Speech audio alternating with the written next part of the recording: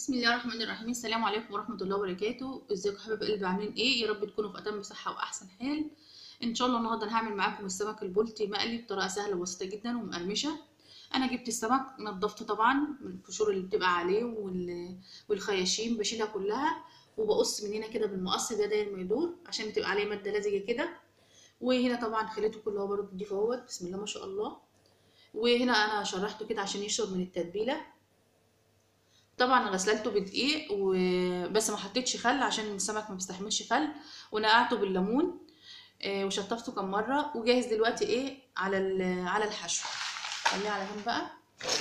هنا انا جبت فلفل الوان الكميه اللي انت بتحبيها، ولو فاض منك مثلا حسيت انها كتير ممكن بتعينها في الفريزر او في التلاجة من تحت.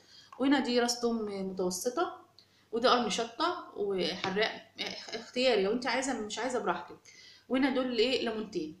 هعملهم بقى على الكبه وارجع لكم تاني. انا هنا فرمت الفلفل مع الثوم، هنزل بقى بعصير الليمون كده عليه برضو.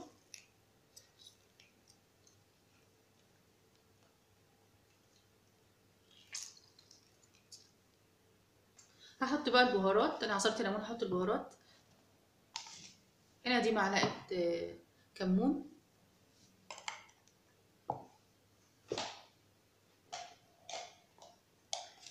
ومعلقه كزبره ناشفه، والملح طبعا زي ما انت بقى بتحبي.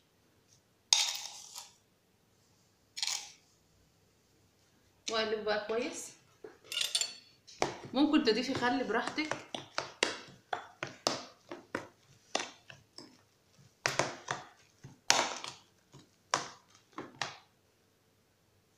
هحشي بقى السمك بقى من جوه كده برضو من كل حته، واحاول ادخل بقى في التشريح اللي انا عاملاه دوت عشان يتشرب منه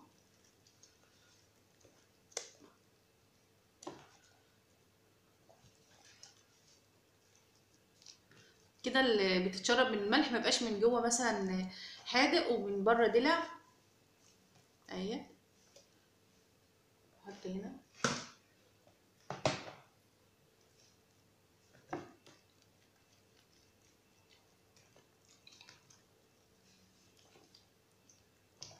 بنملي الفراغات ديت عشان تتشرب كويس.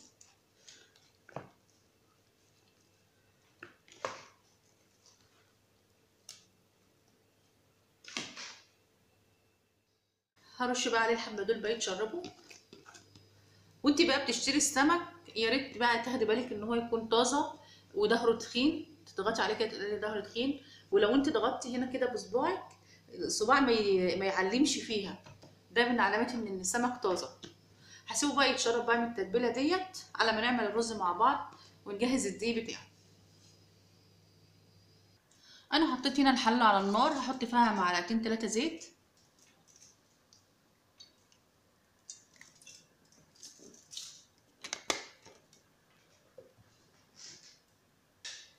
الزيت هنا بقى سخن، هنزل بقى بالبصل اللي انا فرماه.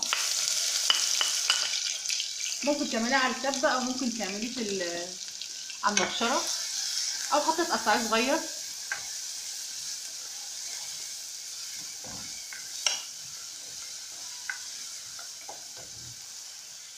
كده بقى بدأ يحمر بحاجه بسيطه كده. انا هنا مجهزه معلقه سكر، معلقه صغيره ونص معلقه كاري، والملح زي ما بتحبي هضيفهم بقى هنا. السكر ما تقلقيش منه، بيخليه يكرمل بيبقى طعمه حلو.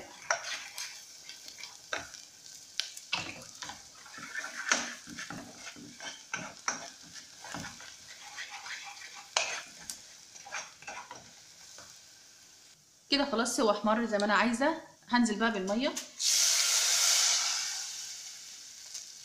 على كل كوبايه رز كوبايه ميه.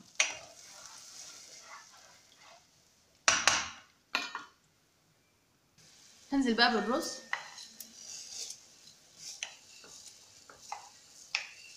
انا غسلاه ومصفيه كويس. كده بقى خلاص بدأ يتشرب الميه بتاعته. ههدى عليه واسيبه بقى ايه يتردد مع نفسه، ونعمل بقى ايه الدقيق بتاع السمك. هنا ادي الدقيق اهوت، هحط عليه معلقه صغيره كده ممسوحه كركم بتدي لون حلو، واحط عليها ملح قيمة معلقة صغيرة كده.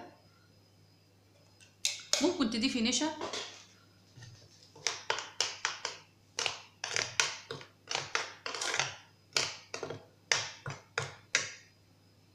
انا خلاص كده الدقيق مظبوط على الاستعمال على طول. هجيب بقى سمك، اجيب بقى سمكية كده واشيل بقى الايه على يعني على قد ما اقدر كده خفيف، عشان ايه ما يعملش في الزيت.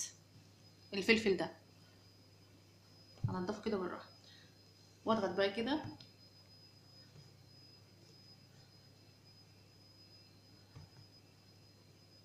انا مولعه على الزيت يسخن على ما اعمل ايه سمك.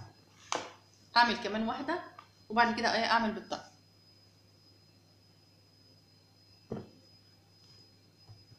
اطب عليها جامد كده، طبطب عليها يعني علشان ايه تتشرب الدقيق.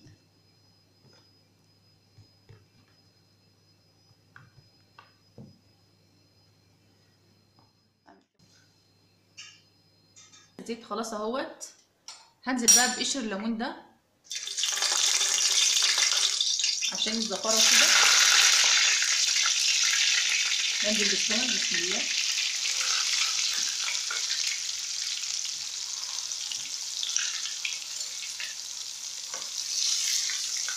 ممكن تبلي السمك قبل ما تنزليه برضو في الزيت.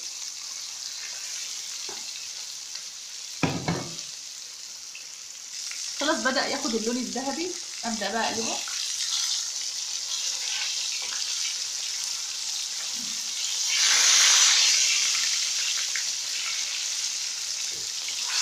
ما تقعديش تقلبيه كتير، قلبي مره واحده ويكون افضل يعني. طلع بقى اللي احمرت من الناحيه التانيه. حاول بقى تحطها من الزيت كده.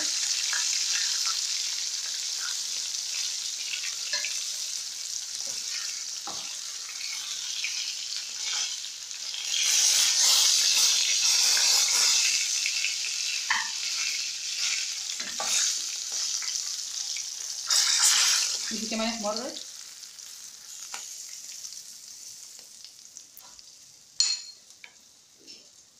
هنزل برضو بقى بالباقي. هحمر بقى باقي الكميه زي الكميه الاولانيه، واحضر بقى حاجه السلطه ونعملها مع بعض. دي بقى حاجه السلطه. هنا الطماطم وفلفل اخضر وجزر وتوم وبصلايه وخيار، وفي هنا خضره محشي بنحط عليها برضو. نقطع بقى.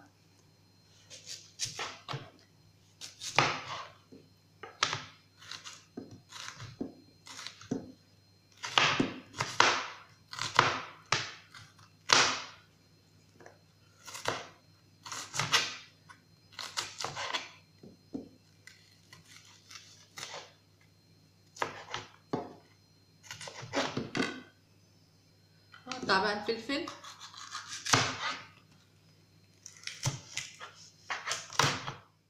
معلش على الصوت.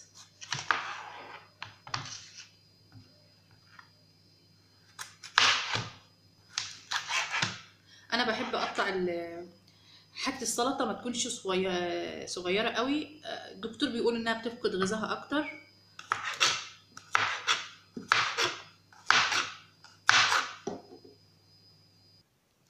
وادي الطماطم.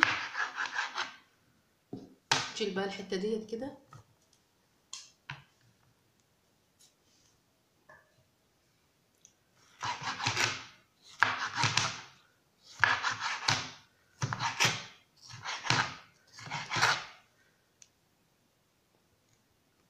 معلش الكاميرا اتهزت.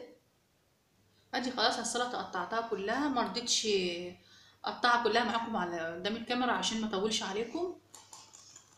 نجيب بقى هنا كده.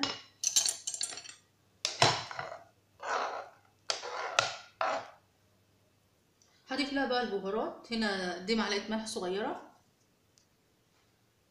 ونص معلقه صغيره فلفل اسود،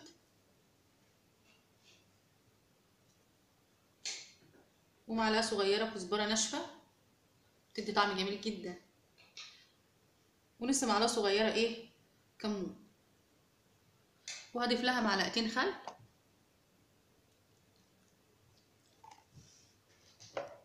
ومعلقتين زيت،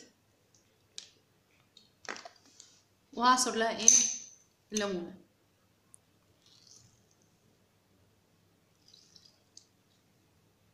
قلبتها كده كويس. ان هغرب بقى واوريكم بقى ايه الشكل النهائي. وادي الشكل النهائي بتاع اكله النهارده، السمك المقلي والسمك الصياديه والسلطه. بسم الله ما شاء الله، انا دوقت السلطه طعمها تحفه جدا.